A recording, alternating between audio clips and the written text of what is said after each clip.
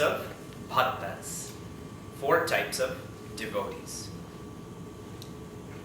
The 4th type is called the artha. That person who remembers the Lord when they are in adversity. And the example given by Madhusudana Saraswati to relate this is, who's someone who remembered the Lord when they were in adversity from our scriptures? Good. There's many examples. Draupadi. Correct. That's the one that is referenced by Madhusudana Saraswati. She's a great devotee. She remembered Lord Krishna all the time. But in this specific incident, that in her distress, she remembered him and he came. He came as Vastravidhar to save her.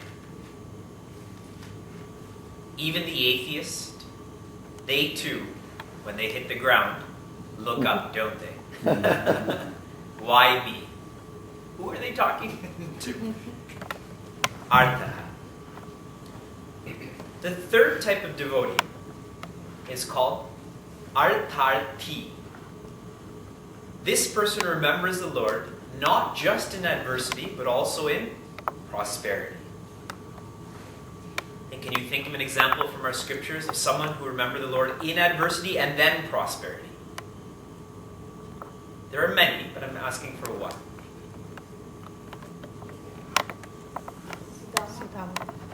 Okay.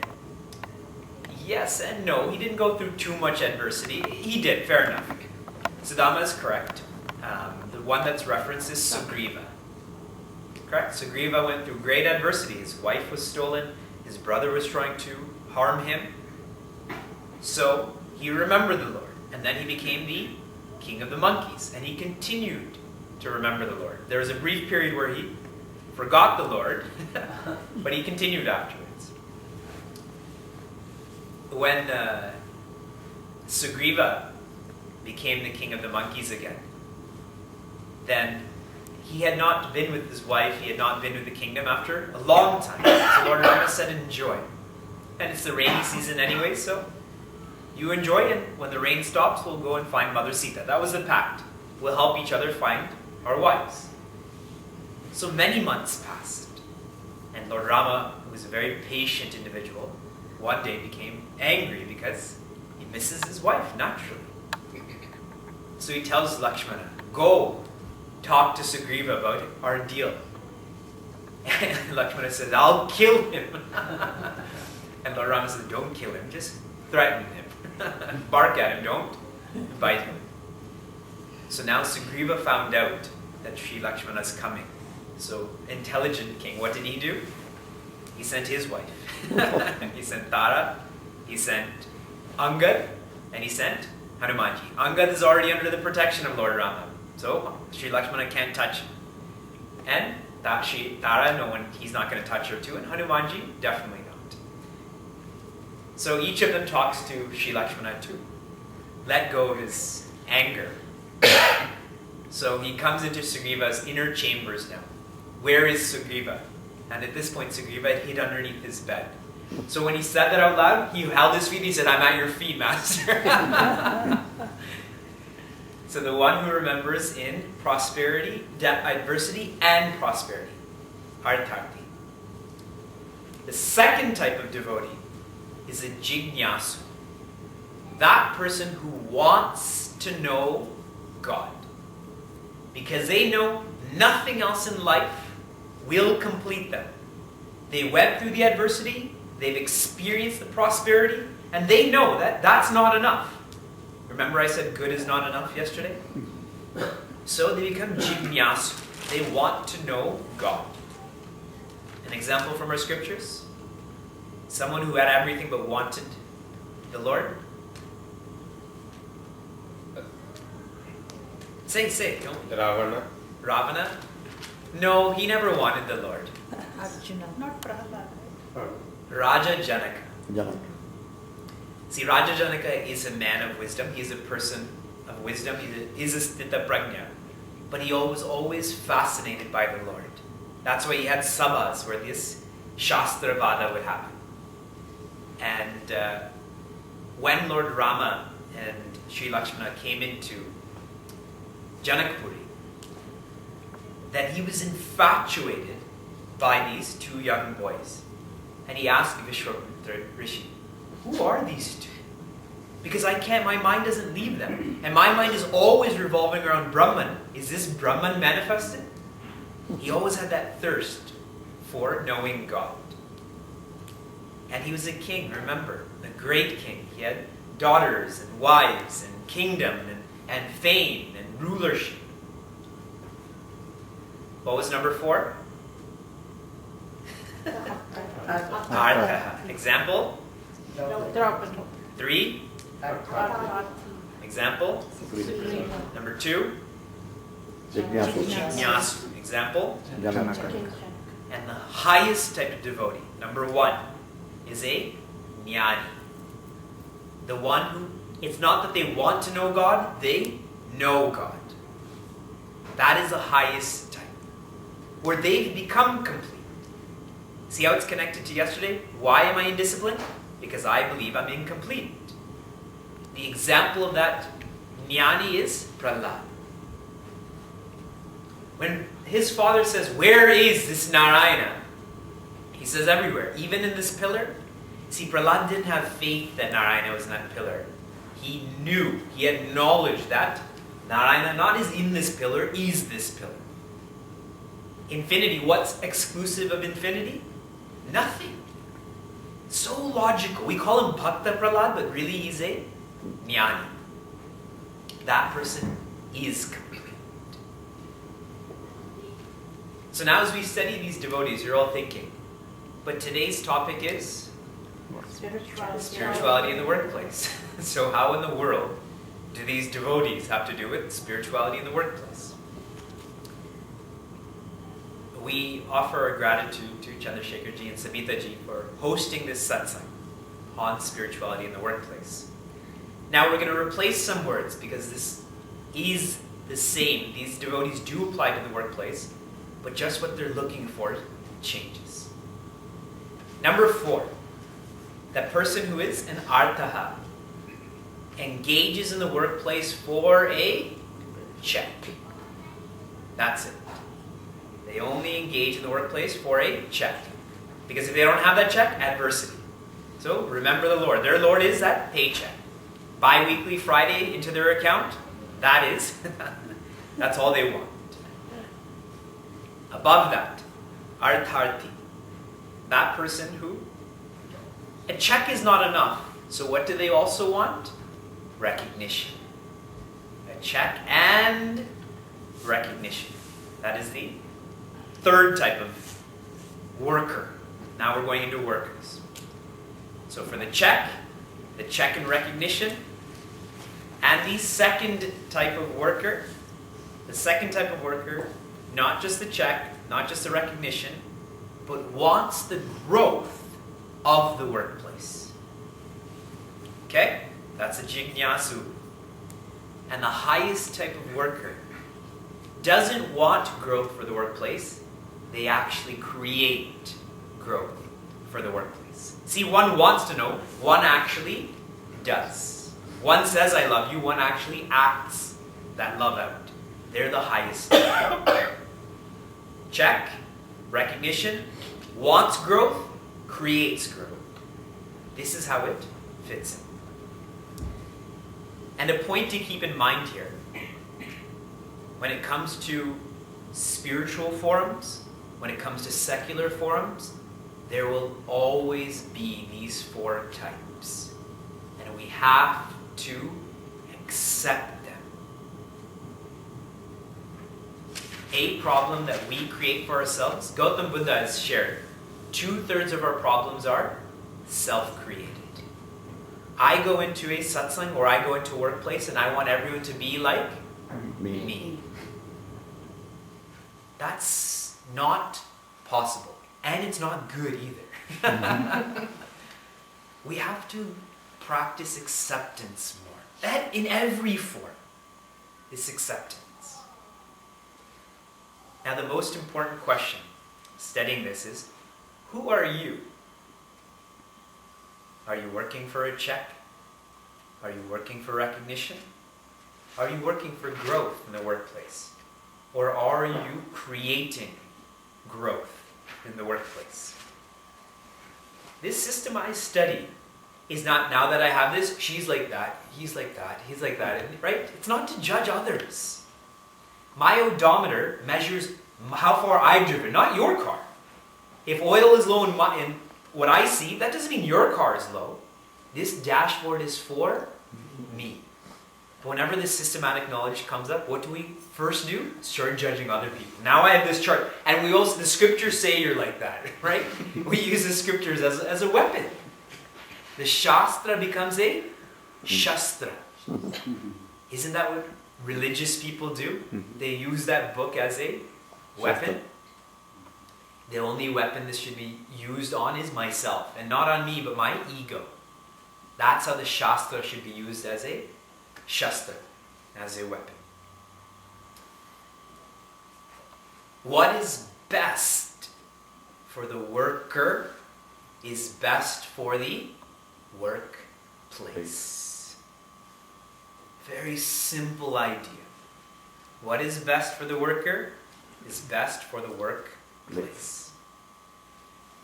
And a problem that we have, if we are superiors, we tend to think of the workplace only and not the workers.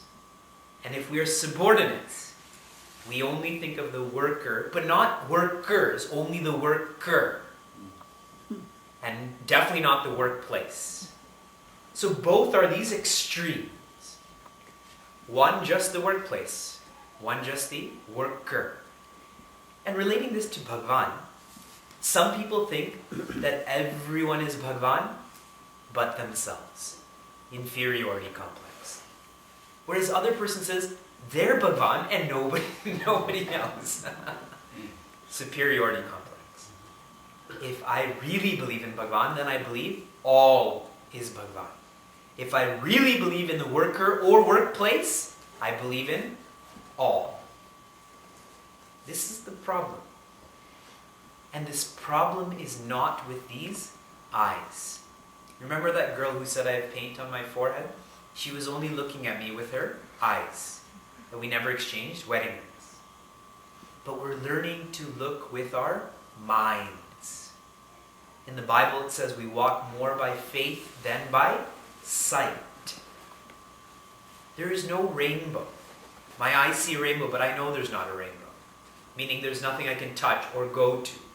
When it's hot on the road, they're not waves, I don't slow down. My eyes see those waves, but they're not there. Because I see with my mind. Bhagavan Shiva has 3 eyes. As Mahashivratri comes up. His first eye is justice. And why I'm highlighting that, in the workplace, we often feel this inequality.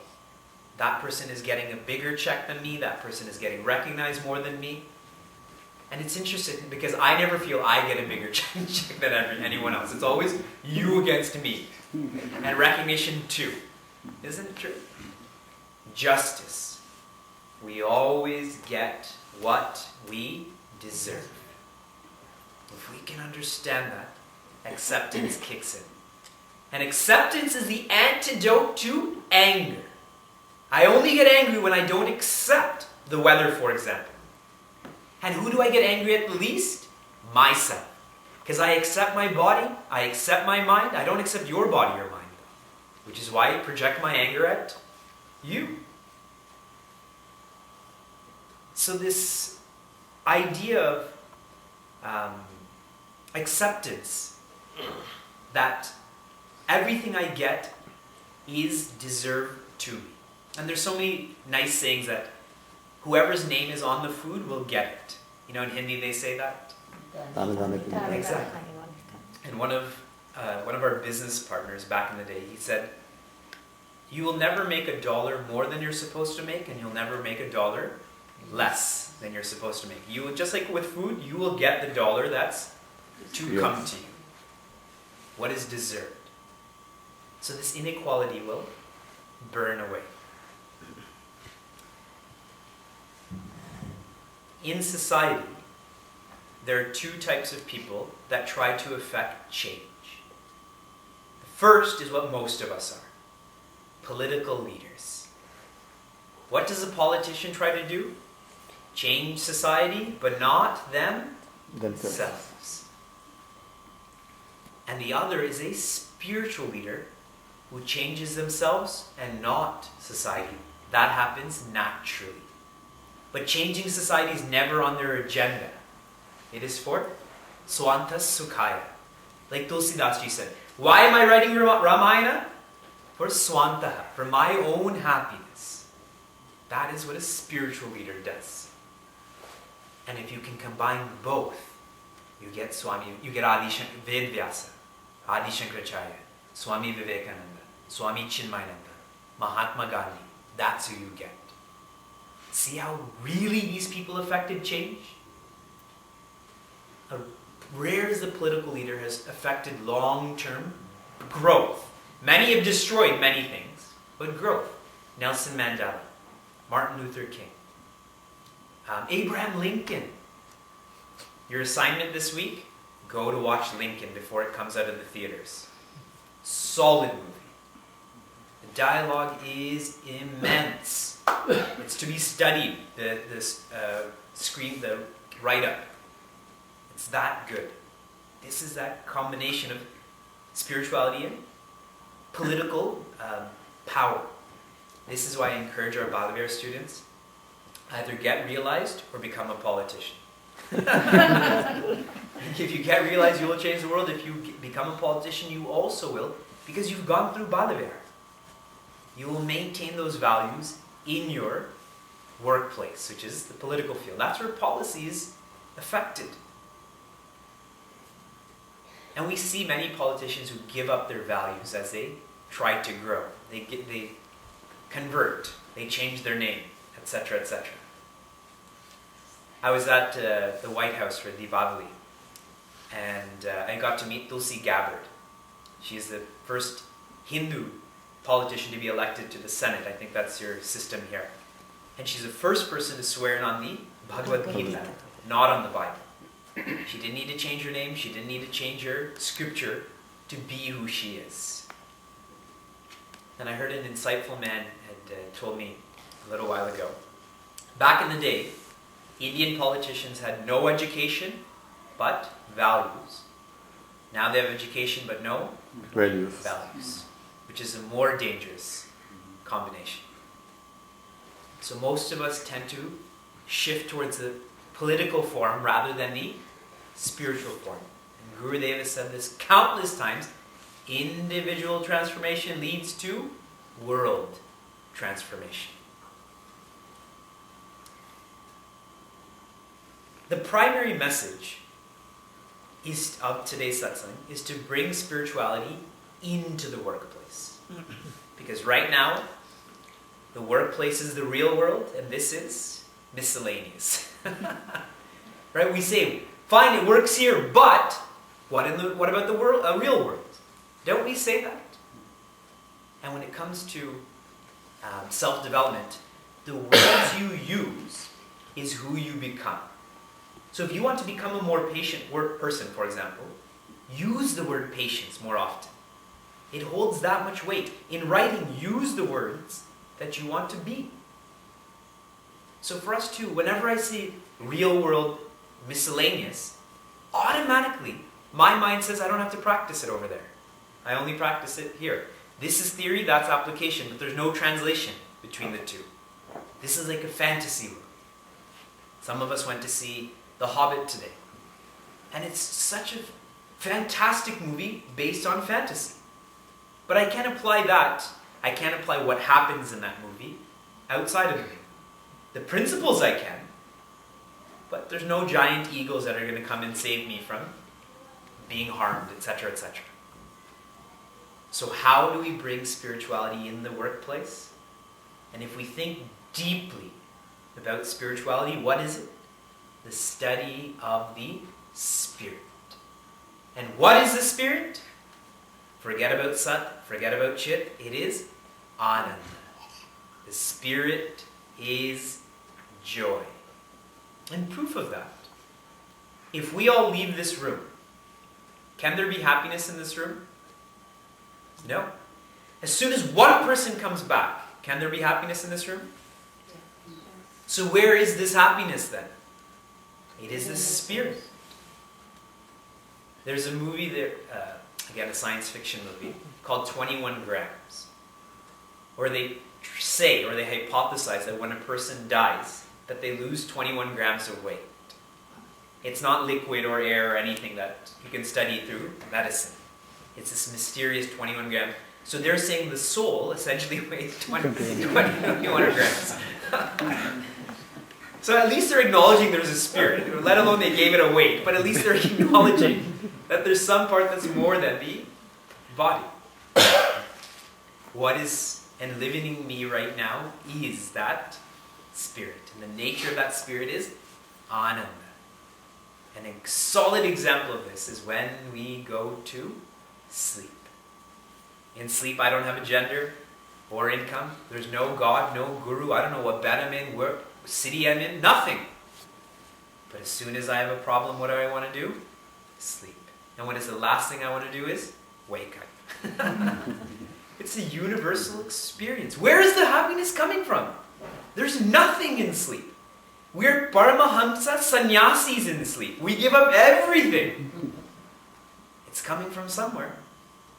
It's called Parishesha Nyaya. If it's not coming from the object, it has to be coming from the subject. So spirituality is the study of joy. So how do I bring joy into the workplace? The first way to bring joy, I'm going to stop using the word spirituality, how to infuse joy into the workplace. First way is, there are 3 FCs, okay? First FC, focus on control. That's point number 1, focus on control. Whenever we act, it tends to be for the reaction. That's why I use check. I work for the check. The recognition. That also is a reaction. This is why I work. In Bhagavad Gita, the language is we focus on the fruits, right? The fruits of our action. Action leads to the fruits of action. But if we think more carefully, do I control the fruits of my action? Do I control what is reacted from that action? I do not. And I feel that the older we become, the more experienced we become, the more we realize we don't control the fruits of our actions. The child I have, the promotion I get or don't get, what city I go to, etc., etc. I do not control this. And now, even more subtle in thought, not only do I not control it, whenever we think of the fruits of actions, what time period do we think of? Future. Think of the future. The seed turns into a fruit in the future. I write an exam, my mark comes in the future, etc., etc. So no control, future. Now, what if, instead of acting for the reaction, I act for the action? I act for the action, and what is beautiful about this is, who controls actions? I do. Unanimously, we would all say that. Now, at a subtler level, when is action? What time period? Now. Present. So why, in the world, does the worker focus on that which is uncontrolled? Shouldn't I focus on that which is in control? Basic time management. How many hours are in our week? 168. Did you say 268? Oh, I was like, wow, that's a great week. I wish I had 268 hours. 168. Is the supply of time fixed or variable? Fixed. Is the demand on time fixed or variable? Very variable. So knowing this, should I pay any attention to this with that which is fixed? No. My attention should be on that which is variable. I can't do anything. I can't buy time. I can't cry for time. This is what I have. These are my resources. So how do I use those resources? In the same way now, reaction is fixed in this poetic sense. But action is variable. So where should my focus should be on? Action. Lord Krishna taught this 10,000 years ago.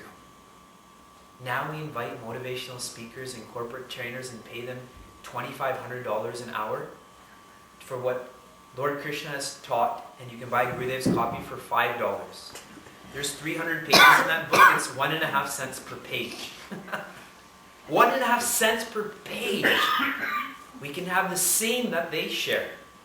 That we would pay $2,500 or $5,000 for a session. It's ludicrous. We're just paying for marketing. That's it. Just packaging. And you see the people that dilute the message more and more and more become more and more popular. Dilution is dangerous.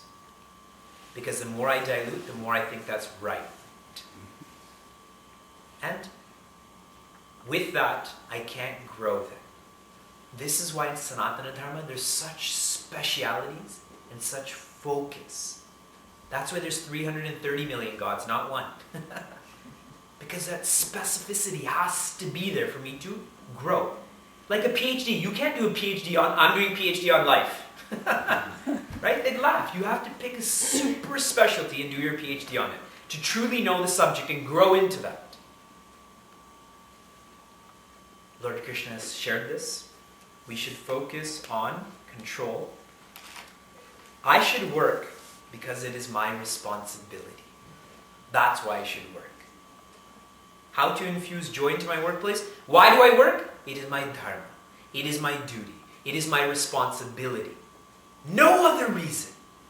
Why do I go to school? It is my responsibility to go to school. Why do I vacuum the house? It's my responsibility. I don't do it for my husband. I don't do it for my kids. I don't do it for the neighbor. I do it because it's to be done. It is my responsibility to do so. When I do that, joy is in my control. And what tense did I say it's in? In the present. I become the master of Anand. I get an MA. How? All I have to change is my attitude. Not action. Karma and Karma Yoga. Only difference is attitude, not action. Karma and Karma Yoga. Karma is movement. Karma Yoga is movement with motive. That's it. Even in the legal system, in Canada at least, we have a term called mens rea. What is the motive behind your action? Determines your sentencing or not sentencing.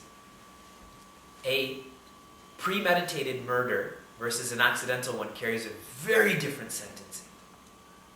Even I read in the newspaper, sadly, a man strangled his wife in his sleep. He was dreaming that she was there to harm him. And he was not charged because he was a loving husband and that was all. We have a term called mens rea. What is the motive behind your action? Determines your sentencing or not sentencing. A premeditated murder versus an accidental one carries a very different sentencing. Even I read in the newspaper, sadly, a man strangled his wife in his sleep. He was dreaming that she was there to harm him. And he was not charged because he was a loving husband and that was all tested, whatever they did, but he was not charged. But if someone is awake and does it, automatically they will be charged. See the motive. There's no motive in a dream to do that. This again was extracted millennia ago through the scriptures. So, we have to work because it's our responsibility. And there's a nice saying that says, you know your real calling in life if you would do it for free. That's how you know you're working because it's your responsibility, that you would still do it for free. If you don't get that check and you would continue to do what you're doing, you're in the right place. See, it's not only just working for my family. I'm working because it's my responsibility to work. And this is where Puja Swami Tejamananda says, work doesn't tire us. It's a lack of love of work that tires us. If we love what we do, it's not called work. Those words are broken down and it's turned into play. Those kids that play during this satsang, do they get tired? Those kids downstairs yesterday, when they were using that elliptical at 10:30 at night, they weren't tired. Their mother told them they're tired, that they should go to sleep. Because they're playing. Don't we say, come inside, you're hungry, you should eat something, you're sleepy, you should sleep, you're dirty, you should bathe? They'll just keep going and going and going because they love what they're doing. So it's just understanding this is my responsibility and having a love for that responsibility. And when someone is a happy worker, when someone has joy in their head, in their hearts, then joy translates to their hands then. There's a nice Simpsons episode where Homer puts a complaint into the workplace. He works for the Springfield nuclear power plant, right? And his complaint is they should give more tartar sauce that you get with fish sticks. And when Mr. Burns read it, initially he was very mad, but he said, give them more tartar sauce. And the productivity in that factory went up. So then they hired Homer to be there, like the human resources person, and then everything fell apart. But the point is that little bit of tartar sauce made those workers happier. And when someone is happier, as I mentioned, there are endless ways where there is quantitative and qualitative benefit. Such as, if I'm happy going to work, will I call in sick? No. No. Sick days cost people, companies and governments, so much money. When a substitute teacher comes in, they can't really do what a regular teacher does because it's so much catch up and then preparation to leave. What about even stealing? If I love my workplace, am I going to steal even materials from them? Or whatever is happening? I won't. And all that had happened is me focusing on control, work is my responsibility, I find joy, everyone wins. So you see that these thoughts that are being shared are both for if I'm a subordinate or a superior. Whatever role one plays in their workplace. Focus on control. Number one. The second FC. Find your connection. Find your connection. When we think of work, we tend to think of war. There's that duality between me and the workplace. The American dream is to open your boss's door and say, I quit. Right? There's that war. And I already talked about Monday mornings are the low point of the week for us. Duality.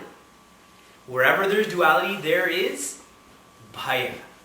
Bhaya means not brother. It means fear. And when fear is unchecked, it devolves into shoka, sorrow. When sorrow is unchecked, it devolves into moha, or delusion. This is the Arjuna's ladder of fall. It started with fear, and he never addressed it, which is why it fell into sorrow, and he never checked that either, which came into delusion. He said he started seeing omens. That's how deluded he became. And to make this more clear, it's like pickle. If I have pickle and I hold it too long, it turns into alcohol. If I hold it too long still, it turns into poison. Correct? But if I take it at the beginning, then it's tasty. Like fear on a roller coaster is fun. But if you have to live on a roller coaster, are you going to be happy then? Sorrow, delusion, right away. Sorrow, my life is terrible. Delusion, I just keep vomiting. I keep feeling dizzy.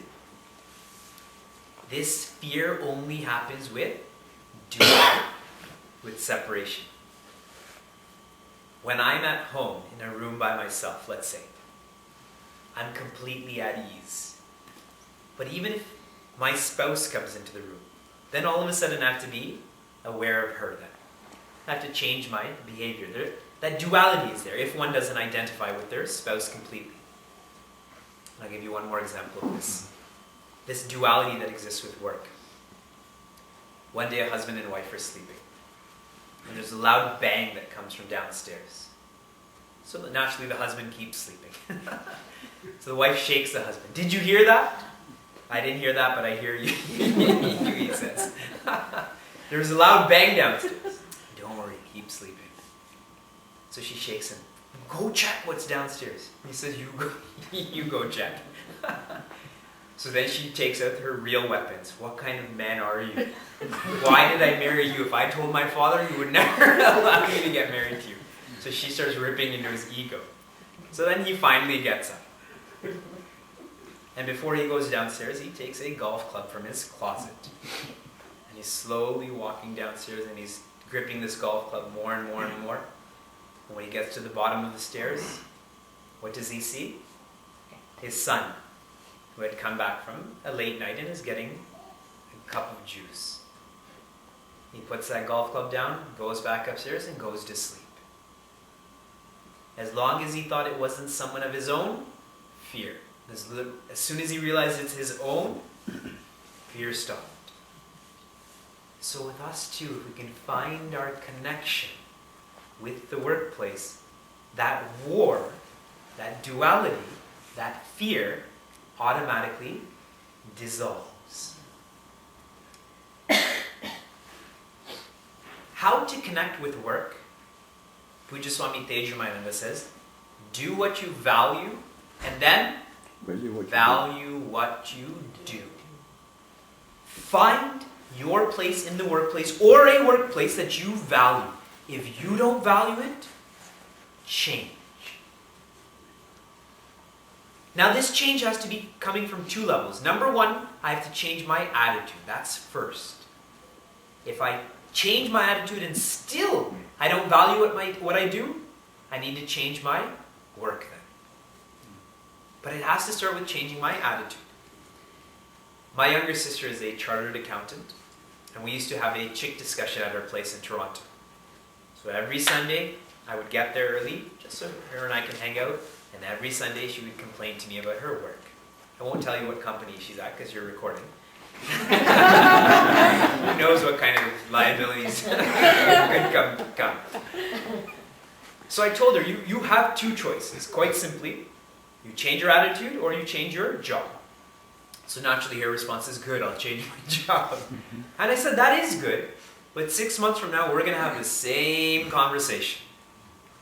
So the better strategy is change your attitude, because you will find a weakness and deficiency in every workplace. So we do have to change our attitude, that I should learn to value what I do. And if I've changed that and still I don't value what I do, then I do need to change my workplace. And this should not be motivated by that check. Remember, we're trying to evolve from the check to recognition to growth. And the qualitative benefits that come with value, doing something I value, is so much better. I don't have stress. And then, whatever I'm doing, I should value what I do. That I'm enjoying this, I respect this, I'm respect worthy. Not I look to the next person and say, oh, that person has a better job than you. And we get lost in that. Do you know what your son or do you know what your cousin is doing over there? What school she got into? Do you know what program that person got into? How does one feel when that happens? That judgment, that comparison. Let it go. If you value what you do, the matter ends there. Who cares if someone else doesn't value what you do? If you value it, you're probably in a better place than that person is. Because they're doing something they don't value. Lord Krishna again has said, Paradharma leads to Bhaya. Exactly. Doing what I'm not supposed to be doing only leads to fear. An engineer and surgeon switch. Both of them start crying. What does the engineer know about the body? What does the surgeon know about the bridge, for example?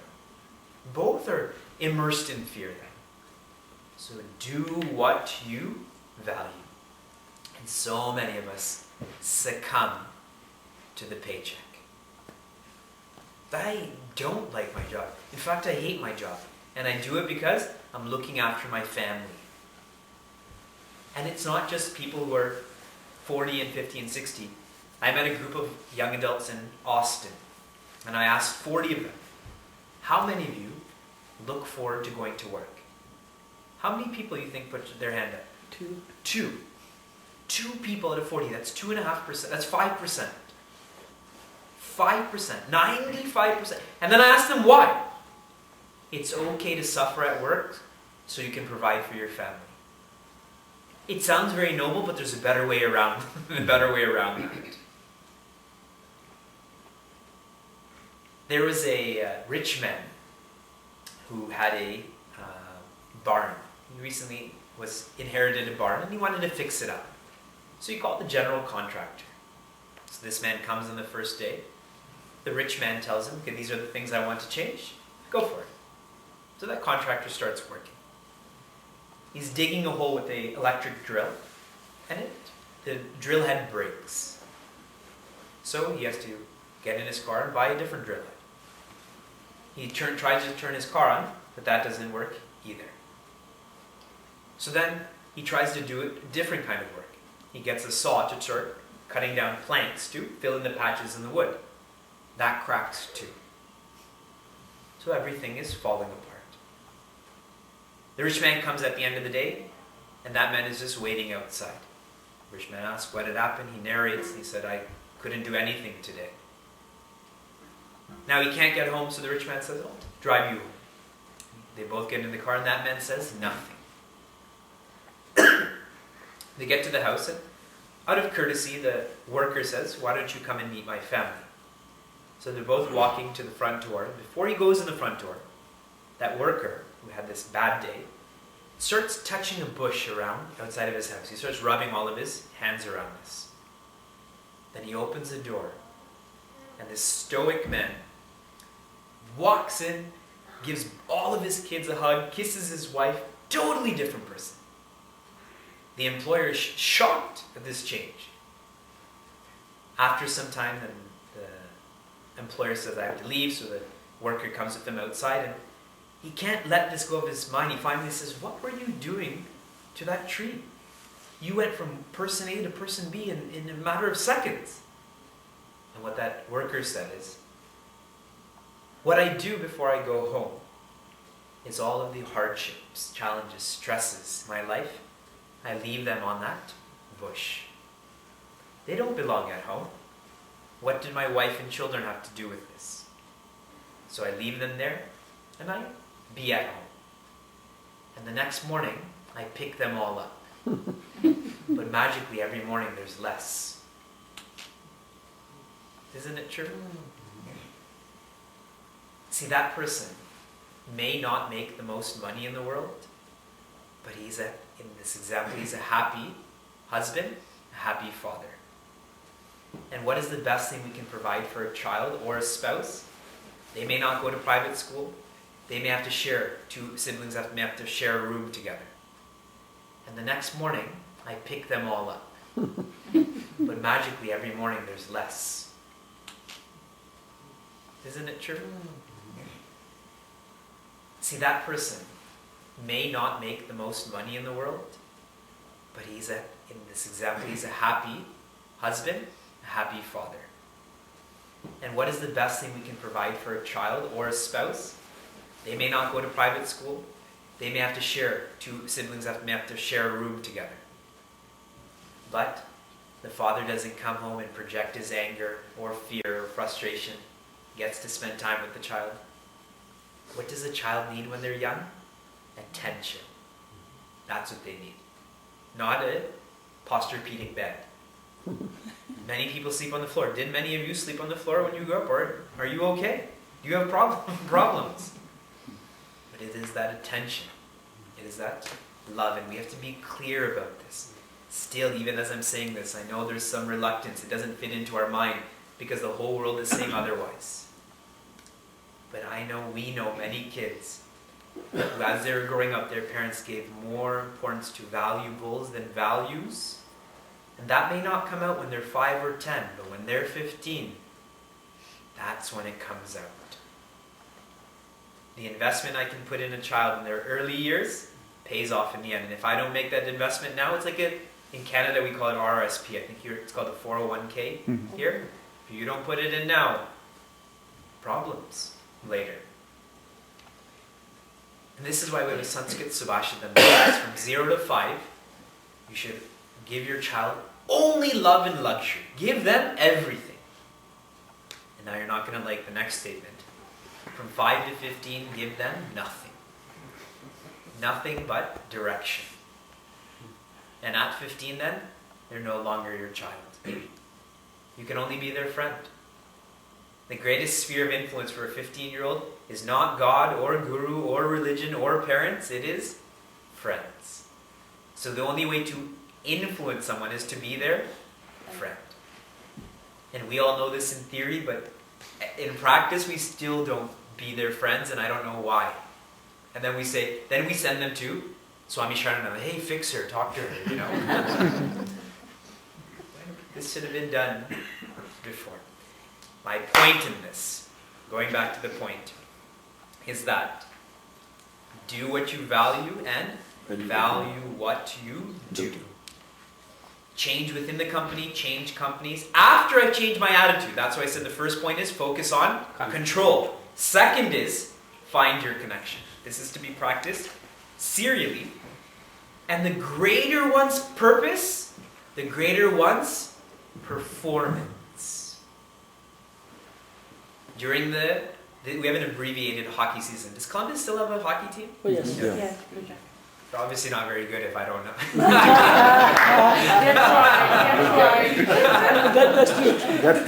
That's true. In the regular season, an abbreviated season, even whoever's the best team, there will be an asterisk beside even the Stanley Cup winner. So how hard is everyone trying? Not so hard. So, shortened season, they try this hard. Regular season, playoffs, Stanley Cup finals, Olympics, correct? Don't they get better as a performance grows? As a purpose grows, a performance grows too? So if I find my connection with work, which means I find my purpose, which means I find my performance. Hanumanji yesterday, when he found his purpose, he found his performance. So I have to find my connection at work. And who is responsible for finding my connection at work? Me. Me. I can have people who help me. My mentor, my trainer, my supervisor can help me. A guidance counselor can help a student, but at the end of the day, I have to apply to college. I have to choose which program I'm going to go into. Even a guru can guide, but a guru cannot enlighten. I have to allow myself to be enlightened. So we have to find our purpose to find our performance. And at a non-profit level, our ashrams should also be our homes. And our homes should also be our ashrams. But I'll focus on our ashram should be our home. At Archana, at Dhara, at Chinmaya, at Rameshwaram, all of our ashrams should be a home for the Balavihara students and the Balavihara parents as well. They should feel at home there. And why I'm saying this is find your connection, right? If I find my connection at Archana, I will always want to go on Sunday morning. Balavihara camp, I will want to go there. Yagna is going on over there, I want to go too. I'll sit in the corner and read a book. That's like home for me. That's like a room for me. So we should try to facilitate that with, and as we have more space, a ping pong table, a foosball table, carom board, board games, internet connection. Again, pending space. But it should become, I should encourage me or others to find a connection with that ashram. Today when we met Vivekji, I said this is a house, but soon it'll become a home. A house is somewhere where you sleep. A home is somewhere where you live. Correct? You have to find your connection. Clear? First FC was? Focus on control. Second FC? Find your connection. Third FC? Feel the chief. Feel the chief, meaning the chief executive officer. We tend to look for leaders outside of ourselves. But the first person who has to be a leader is oneself. And what I mean by that is, if I don't have that pseudo quality of leadership, I will never allow someone to have the influence on me. I have to allow myself to be moved by a leader. So it has to start with me. I have to have that semblance of a leader. Only a leader will respect another leader. Someone who's not a leader will not respect another leader. They're not into that, right? So if a leader is going to move me, I have to have that quality, that virtue. Maybe not to 100%, but that semblance has to be there. And by understanding this, we will take more risks. Risk is necessary in the workplace. I have to put myself on the line. I have to take initiative. I have to start. I have to create. But it's always, I'll only do it if someone tells me to do it. See Hanumanji? Even before Lord Rama said anything to him, he was always there. It's said that Sri Lakshmana didn't eat for 14 years. He didn't eat. He was always in his Vajrasana, ready to serve. Lord Rama didn't need to say it from his mouth.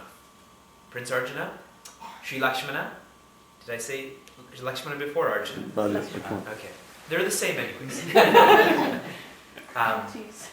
Sri Lakshmana was already there, already ready. So for us to feel the chief is, I have to be the chief executive officer for my field. I have to be the captain. I have to be the leader. I have to take the heat. But I feel the chief, meaning I feel that this is my company, my workplace, that I will step it up. I am the president of Chinmaya Archana. I am the Balavihara coordinator. Imagine every teacher, Balavihara teacher felt like they were the Balavihara coordinator. Imagine every Sevak felt like they were the president of Chinmaya Archana. Not in an arrogant kind of way, in a responsibility kind of way. When I was looking after and serving in retail management, I often told the employees, don't wait for me to tell you, do it, and even if you make mistakes, then you'll know not to do it the next time. I'm not saying high-level mistakes, but at a basic level, don't wait for me to tell you what to do and what not to do. Use your judgment and do it. Take the initiative. Imagine I'm there talking to you in this environment. Feel the chief. Be that leader. Don't look for the leader to come outside. Be the leader yourself. This tendency to follow others can be changed if we follow, once again, plea. Plea, if I'm the chief, if I feel like the chief executive officer for my team, my chapter, my division, my department, my home, why shouldn't I feel like I am the parent of this home, for example? So pray. And there's many reasons to pray. The first and foremost is when I pray, I become humble. When I become humble, I understand people. A challenge in the workplace is not the workplace, it's the people. My work doesn't bother me, it's the misunderstanding at work that bothers me. For a physician, it's not the work that they have to do that bothers them, it's the patients, the nurses, the people above, the people below. It's always people. The greatest source of sorrow in our lives, people. But also the greatest source of joy in our lives, people. So this is, human resources is such an important department in a workplace. In an ashram, Swami Dhirananda told me, he's the president of Chinmaya Mission Washington Regional Center. They have 5 centers, 1,200 Balavihara students. They're building a $10 million ashram. His only job is to make sure people are getting along with each other. That's all. He told me, this is what I do, is make sure people are getting along with each other. And his job is that much harder. See, in a for-profit workplace, the carrot is very black and white. Do this or you're out. And there's a lot of people that will step in where you are. And in such environments, sometimes we grow out of consideration. Sometimes people are quite rude in such environments because it's so black and white, you know? I have nothing to lose, essentially. You're out. You don't listen to me if I'm a superior. A non-profit organization is even harder. Working in a non-profit organization is harder than a for-profit organization. Who are you to tell me what to do? I volunteer here. And that's not the right attitude, first of all. Swami Srupananda beautifully said, one should feel privileged to serve Swami Chinmayananda. Not obligated. Privilege. I have a privilege to sit in this seat underneath this altar. If I start thinking, I'm helping him, then every word that comes out of my mouth will fall apart as soon as it comes out of my mouth. It's a privilege. And that's why in a non-profit organization, too, that rudeness often comes out. Because I've not understood that this is a privilege. Sometimes the way Balavir parents talk to the Balavir teachers, in here, you know, I'm glad Guruji steps into Niagara Falls. If that ever happens, tell them to talk to me. Then they shut up. Because they know they're wrong, the way they talk to those Balavir teachers, right? In the same way, teachers with teachers, privilege to be working side to side. Who are you to think I'm better or worse? We have to be vigilant about this idea of prayer. When I am humble, I can work with people. People who are not humble cannot work with people. There will be stress, fear, anxiety, and all of those negativities. It comes from people, not the place. You all agree? Yes. Keep these points in mind. Non-profit is harder, which is why everyone should work harder towards that. And that's why everyone should get involved in a non-profit organization too, to test one's skills. It's easy to practice all the time, but to play the game, then we see the real players come out.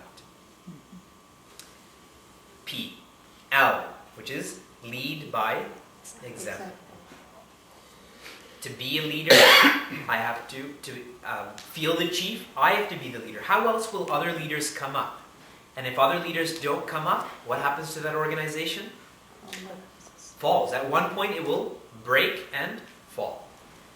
This is the beauty of our Puja Swami Chinmayananda. When Steve Jobs was diagnosed with cancer, what happened to the stock of Apple? No. So he came back. When he retired full out and passed away, what happened to their stock? Down. Still down. And still down, right? Below 500 now. After many, many months and years. You know, at one point, maybe it's still true, Apple has more cash reserves than the US government. Mm-hmm. That's what kind of suckers we are. We give more power to this company than to the actual government that facilitates their work. On that note, do you know how many people are employed by Walmart? Which is great. What I'm saying is they're creating jobs. Just the strength of these workplaces and how important this is also what I'm trying to point out. Anyways, Puja Swami Chinmayananda left his body how many years ago? 20. Almost 20 now. And one can confidently say that Chinmaya Mission is as strong as it was on August 3rd, 1993. Because unlike many secular and sacred organizations, right from the start, he put systems in place he led by example, which is why leaders came up. Of an equal caliber, like Puja Swami Tejamananda, and others that are aspiring to be like him. Not in name, but in effort. We can never match the excellence. We can match the effort. That shows that he led by example. If he didn't, everything should stop. When he stopped, everything should slow down. Fine, the car's going, you take the gas pedal off. Eventually it'll stop, right? But the gas pedal's still on with Chinmaya Mission. Right? One day, a father wakes up his young son early in the morning. and says, we're going to the forest. So the son, in his drowsy mood, he follows his father. His father grabs a shovel before they go into the forest. They walk many hours, and when they're in the heart of the forest, the father says, you go play over there while I work over here. He starts digging a hole. After many hours, as the sun is going down, he tells the son to come back. They both walk back home. Next day, same thing. Next day, the same thing. On the third day, as his father has finished his work and he calls the son back, the son asks, Father, why do we keep doing this every day? Why do you keep calling me out here and I play and you dig this hole? Why are you digging this? And the father sits down the son and says, Son, you know your grandfather? Yes? He's growing older. He's becoming less useful.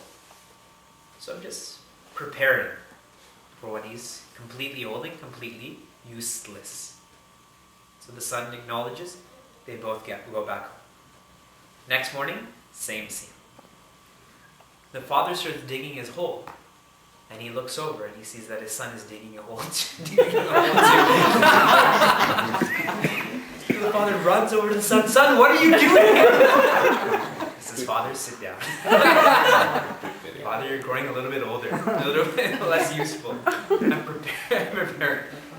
That father filled in that hole, filled in his own hole, and went back home. What we do, others will too. And today I saw an awesome quote on Facebook. Someday, your child will be a parent. So be the parent you want your child to be. Isn't that good? Someday your child will be a parent. So be the parent you want them to be. That's simple. Mm-hmm. Pray. Humility.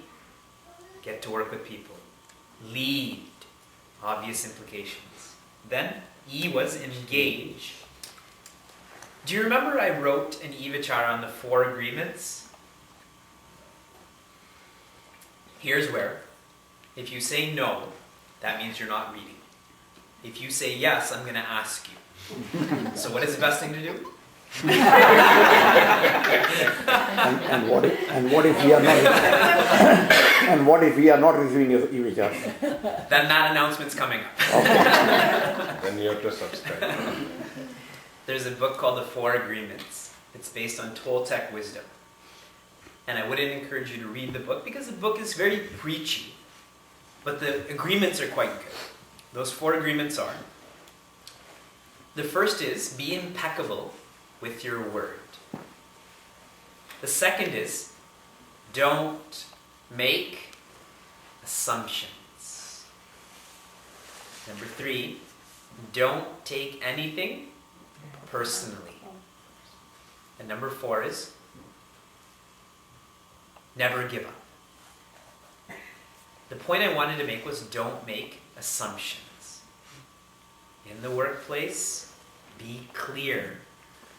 When we get into a job, be clear of what you want. Negotiate. If you don't, you'll get pushed around. Vacation days, salary, reimbursement, all of that stuff. And the employer should be clear with the employee. There should be no trickery there. But there's just this assumptions.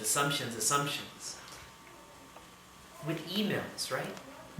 If I accidentally write something in caps lock, why are you yelling at me, right? Maybe the keyboard's broken.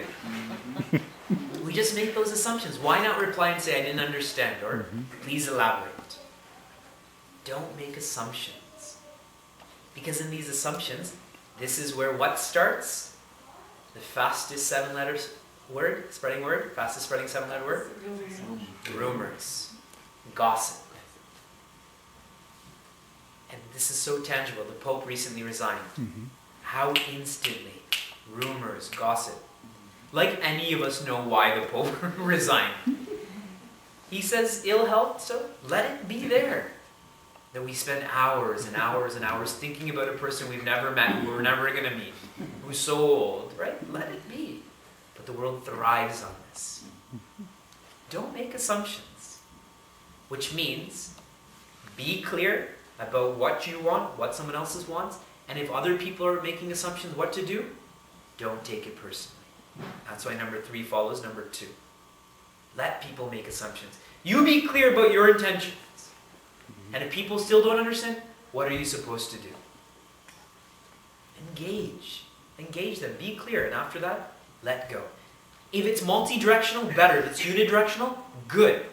Love doesn't have to be multi-directional. If I love you, good. If I forgive you, or if I ask you for forgiveness and you don't forgive me, good. I've done my part. I can't do your part. But we play the game of gossip and then lose them. We think this is what you're supposed to do. I don't know what's going on, so I make things up. Avarna leads to Vikshepa. I don't know, so I make things up. If you don't know, be quiet. Don't make things up. That's how Maya works. Gossip is Maya. Let it go. And finally was accept.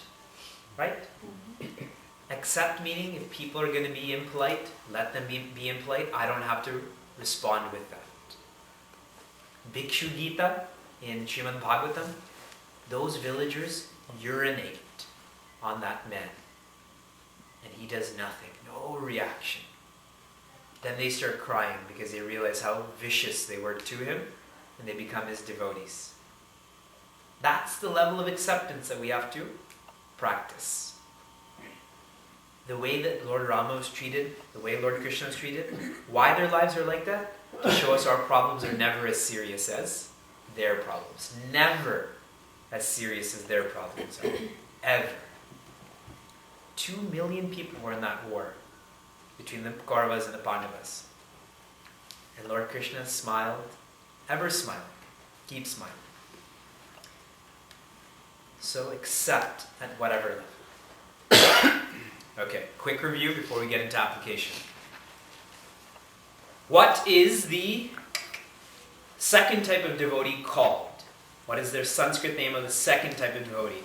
Jignasu. Example for the fourth type of devotee. Draupadi. When does the third type of devotee remember God? In adversity and prosperity. Very good. And in a workplace, the arthahas, they go to work for a artharthi goes for Jignasu goes for creating growth, wanting to create growth. And the Jnani goes because they create growth. Want is removed. And I'll share a very cool dialogue with Gautam Buddha about this. A disciple goes to Gautam Buddha. I want to be happy. So Gautam Buddha says, remove want. That means desire. Remove I. That's ego. What do you have left? To be happy. So the same thing with when you remove want to create growth, what's happening? You're creating growth. What is best for the workplace is also best for the worker. What's best for the worker is best for the workplace, is what I meant to say. What's best for the workplace doesn't necessarily mean it's best for the worker. I want to be clear. What's best for the worker is best for the workplace. Self-transformation will lead to societal transformation. But societal transformation may or may not lead to self-transformation.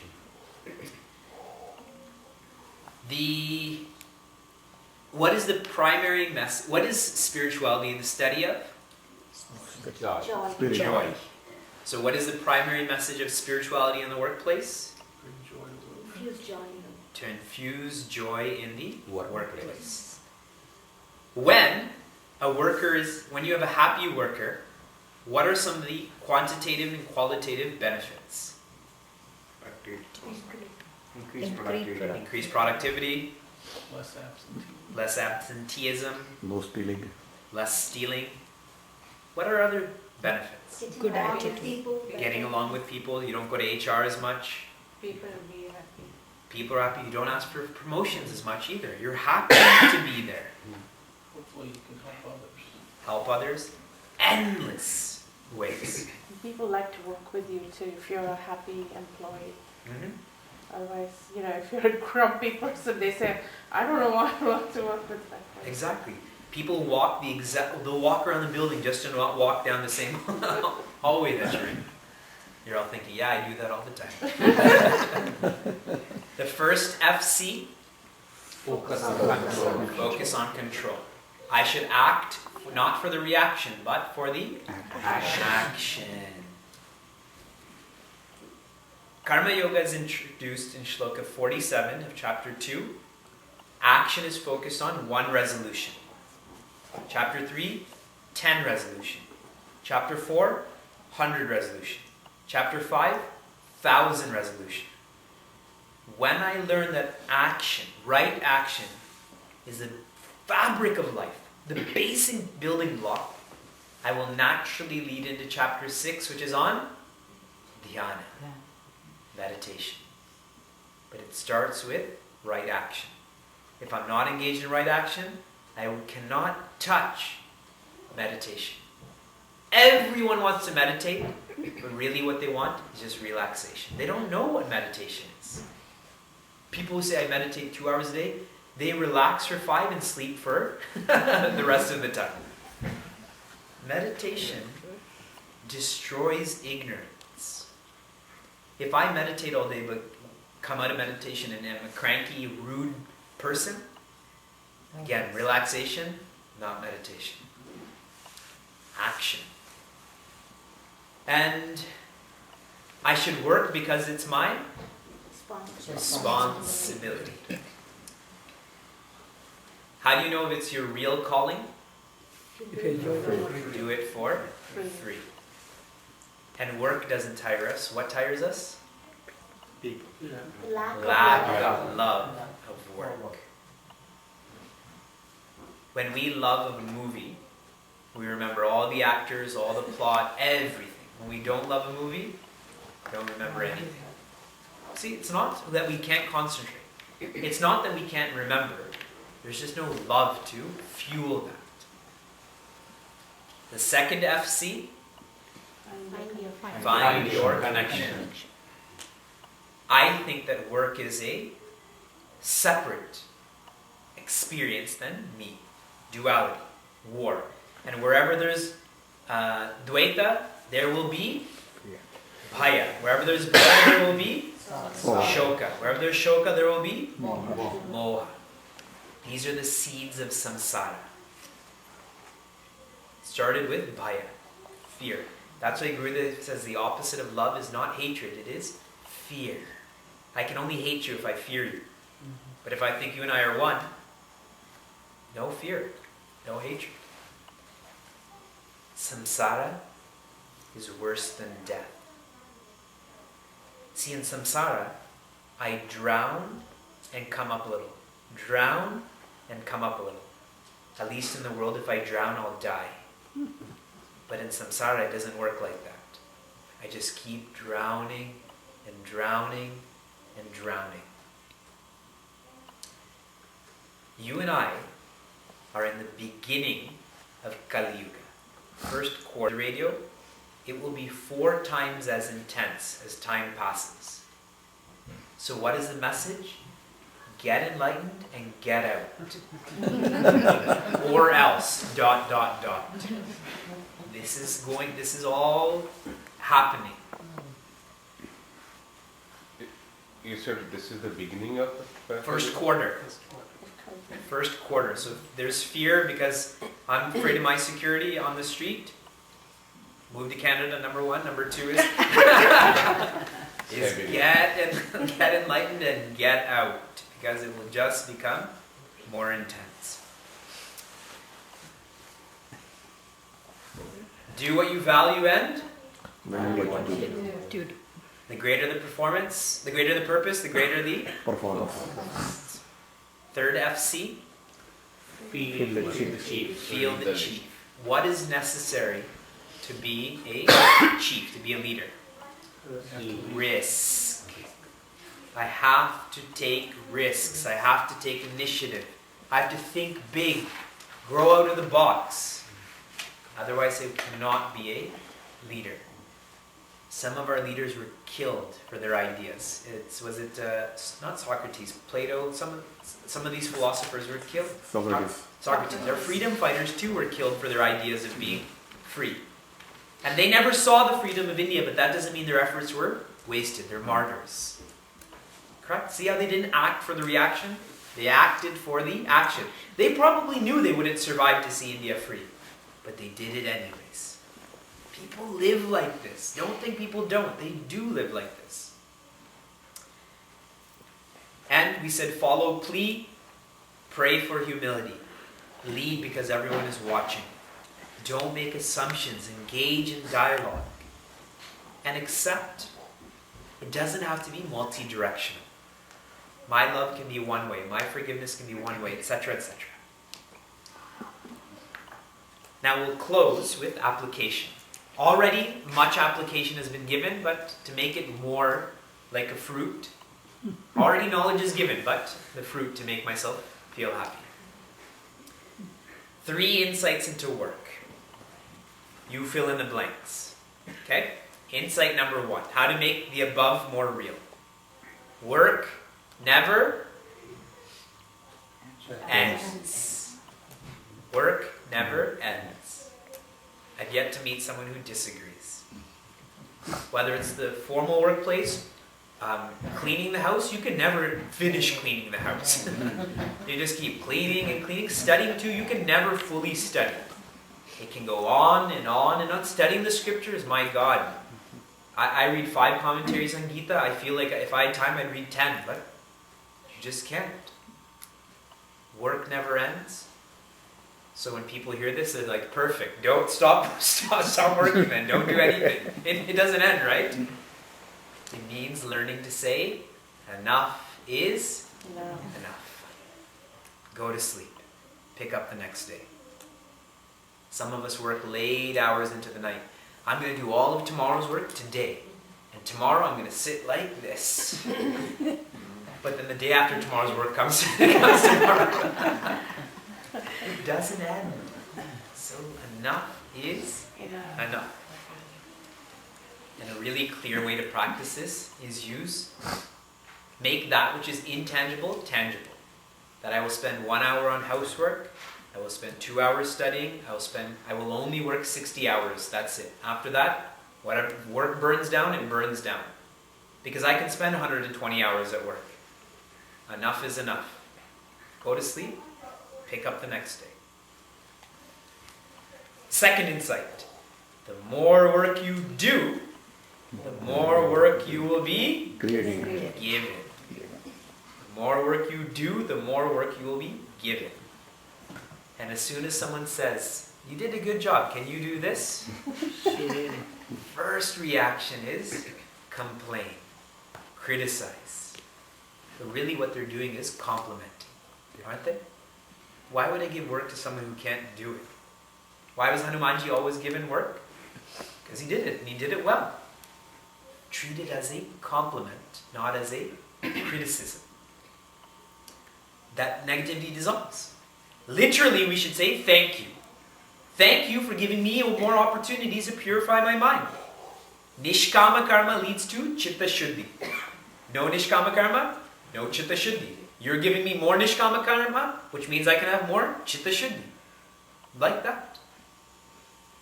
And the third insight, work never blank anyone. Work never killed. Hurts. Work can hurt some people, but work never killed anyone. Not working kills people.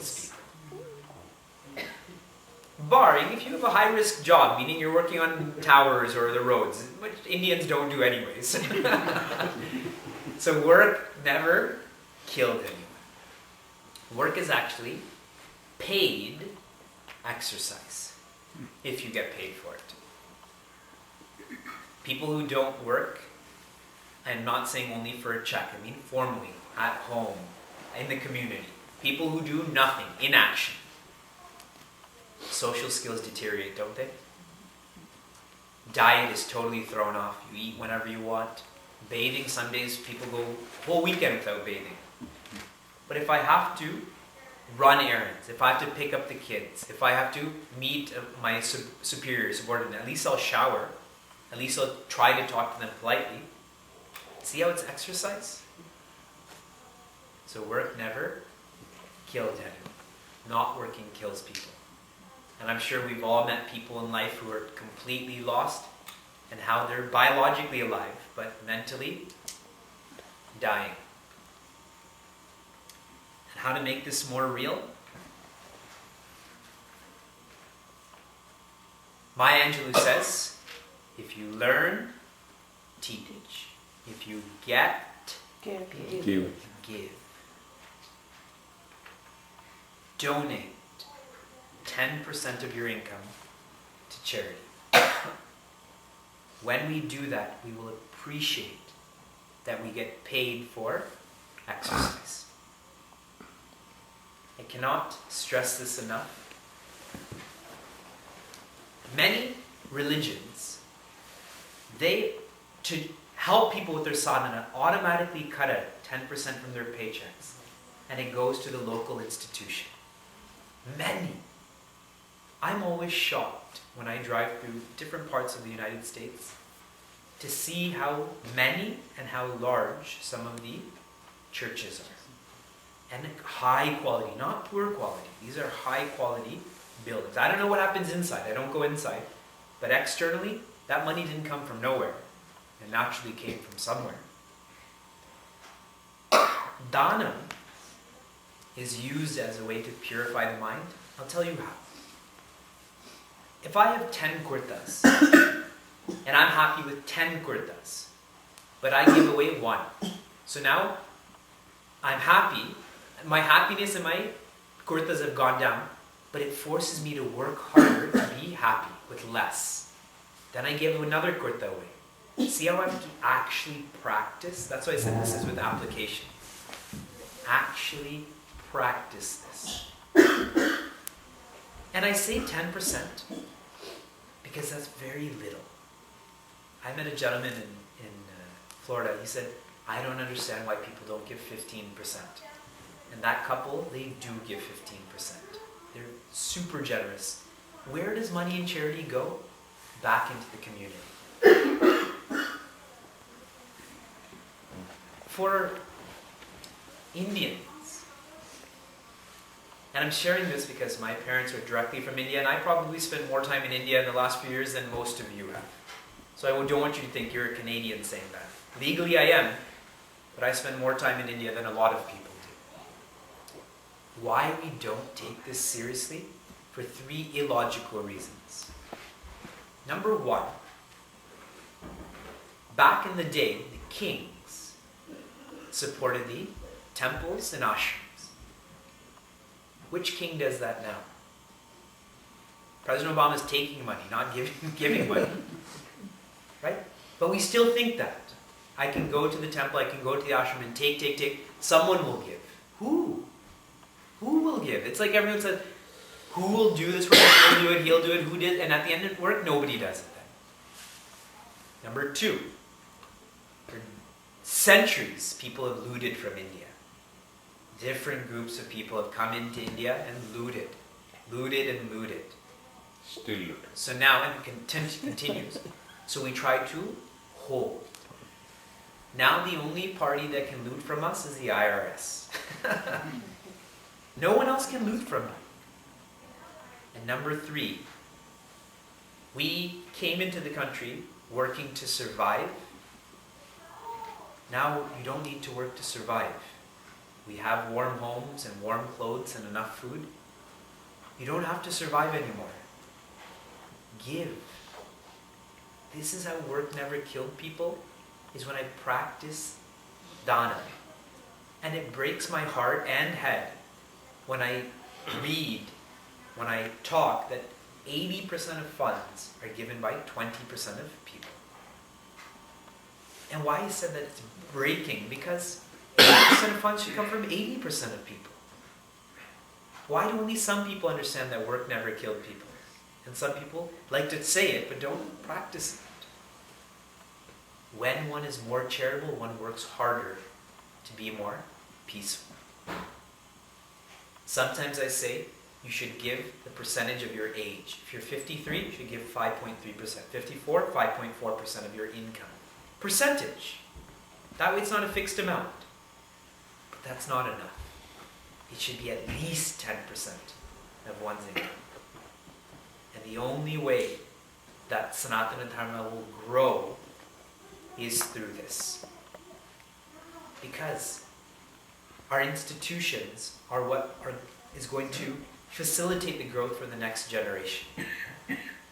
Many of our Chinmaya mission centers are now buying churches. Because these churches have not adapted to the next generation. Same model from 50 years ago is trying to being applied now. That doesn't work. Even look what happened to Chrysler, Ford, and GM versus Honda, Toyota. But then they got their act together and now they're doing well. Good for them. So we too need these institutions for our next generation to feel the connection. Remember I said that? Feel the connection to Sanatana Dharma. Without this, there will be no connection. Already many beautiful facets of our religion are falling away. We are responsible for that. So, take this message to heart and tell it like it is. Fair enough? Okay. I have 3 brief announcements to make and then we'll conclude with our prayer.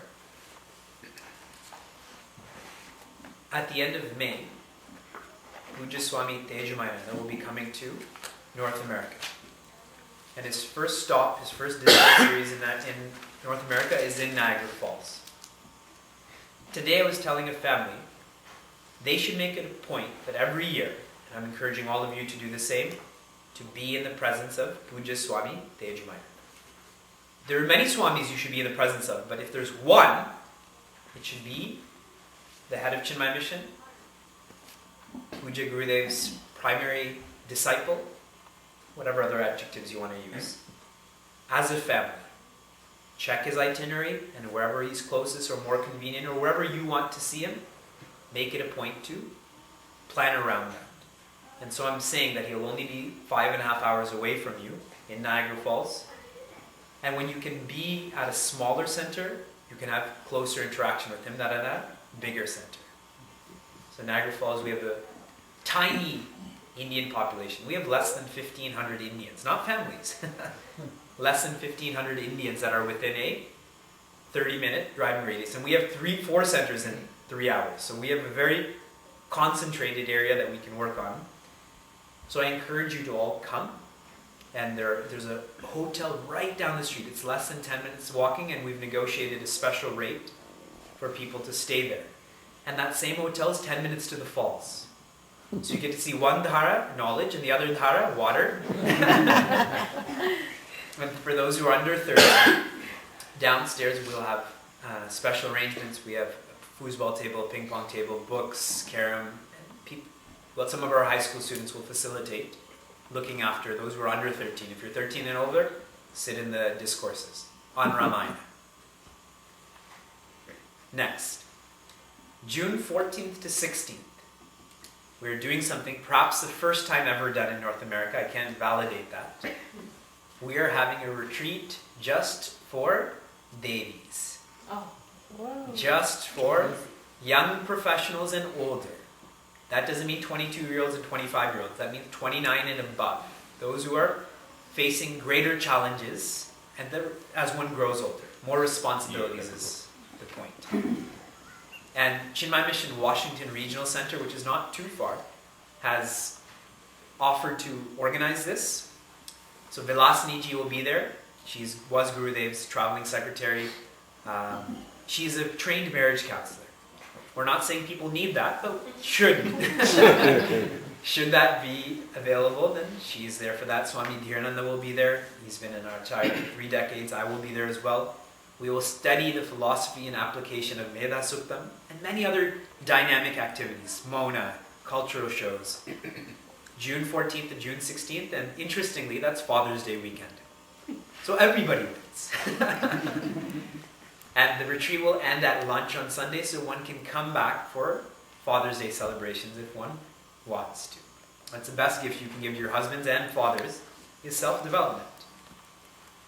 And finally, we all love satsang, which is why we're here. And then we all have fear when satsang comes to a completion. Tomorrow evening, fine, we have the movie night. And Monday evening, what's going to happen? Back to the real world. So don't let satsang end. And a great way to do that is our Chinmaya International Foundation has many online courses. Bhagavad Gita, Sanskrit, Beginner's Vedanta, Advanced Vedanta. It's online, which means you can do satsang every night. If you do half an hour a night, there's one lesson that comes every 2 weeks, and they're year-long courses. There's 18, 15-month courses. It's so you can have this satsang every night. Guruji, Puja Swami Tejamayana authored the Bhagavad Gita course. Learn Bhagavad Gita from someone who lives Bhagavad Gita. And it's dirt cheap. $200, I think, for 15 months of studying. A university class, if you studied it for 15 months, would cost you $10,000. And this one will help you more too. So how do you get on If you go to chinfo.org, and at our ashram, I'm sure we have a poster. that? Yeah. There's posters there, but nonetheless, I can check Chinfo. and send you the information. Enroll for these. And if you really want to help, like I told you about that gentleman who bought Bhagavad Gita for his son, pay for someone else to do the course. Pay for your son and daughter to do the Sanskrit course. Give them that as a gift for their birthday present. Give your ailing mother-in-law or sister the Bhagavad Gita course. Say that this is my gift to you. And as your gift to me, you go through the course. Like that. Let the gift be of self-development rather than an A, B, or C. Articles being circumstances. The choice is yours.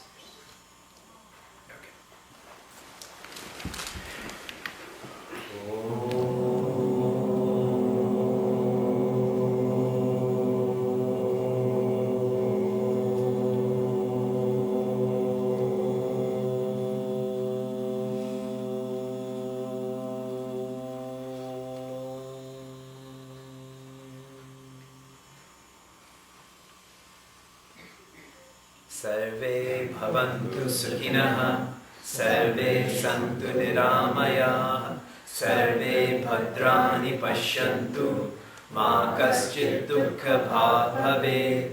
Om Shanti Shanti Shanti.